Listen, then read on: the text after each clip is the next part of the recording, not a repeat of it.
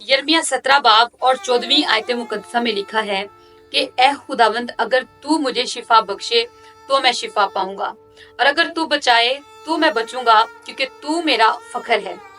इससे हम ये सीखते हैं कि शिफा मौजज़ाना तौर पर मिले या फिर आम तौर पर, शिफा सिर्फ और सिर्फ खुदावंद की तरफ से है, यानी शिफा का मंबा सिर्फ और सिर्फ खुदावंद है।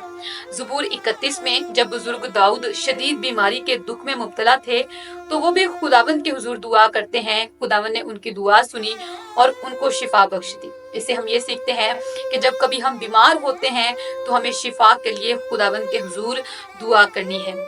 लेकिन ज़बूर 31 में हमें शिफा हासिल करने के बाद अगला काम जो करना है उसके बारे में भी सिखाया गया है, और वो है खुदावंद की शुक्रगुजारी। बाज़ औक़ात हम खुदावंद के हुजूर दुआ करते हैं और खुदावंद के हुजूर से शिफा भी हासिल कर लेते हैं, लेकिन हम शुक्रगुजारी करना भूल जाते हैं। लेकिन बुजुर्ग दाऊद शुक्रगुजारी करना नहीं भूले, बल्कि वो खुदावंद की शुक्रगुजारी करते हैं, और शुक्रगुजारी करनी कैसे है ये भी सिखाते हैं।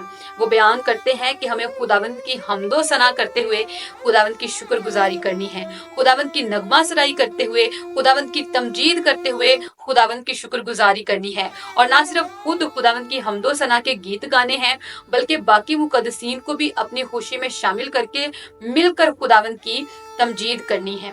इस तरह हम देखते हैं कि खुदावंद यीशु मसीह ने जब 10 कोड़ियों को शिफा बख्शी, तो शिफा तो 10 ने ही पाई थी, लेकिन उनमें से एक जो सामरी कोड़ी था वो खुदावंद की तमजीद करने के लिए वापस लौटा। लिखा है कि जब उसने देखा कि वो शिफा पा गया, तो बुलंद आवाज के साथ खुदावंद की तमजीद करते हुए, यानी खुदावंद की तारीफ करते हुए, खुदावंद की हम्दो सना करते हुए वापस लौटा और खुदावंद यीशु मसीह के कदमों में गिरकर खुदावंद यीशु मसीह को सिजदा किया। जब खुदावंद यीशु मसीह ने उसको देखा तो कहा कि क्या 10 ने शिफा नहीं पाई, तो फिर बाकी जो थे वो क्यों खुदावंद की तमजीद करने के लिए वापस ना लौटे।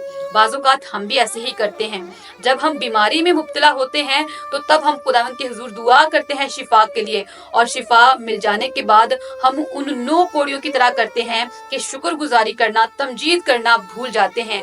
लेकिन खुदावंद का कलाम मुकद्दस हमें ये सिखाता है कि जब खुदावंद हमारी दुआओं का जवाब दे देता है, हमें शिफा बख्श देता है, हमारी मुश्किलों को आसान कर देता है, तो हमें बुजुर्ग दाऊद की तरह और उस सामरी कोड़ी की तरह खुदावंद की शुक्रगुजारी करनी है, खुदावंद की तमजीद करनी है, खुदावंद की सिताइश करनी है, और खुदावंद की हम्दो सना के गीत गाकर उसको मुबारक कह के उसके कदमों में सिजदा रेज होना है।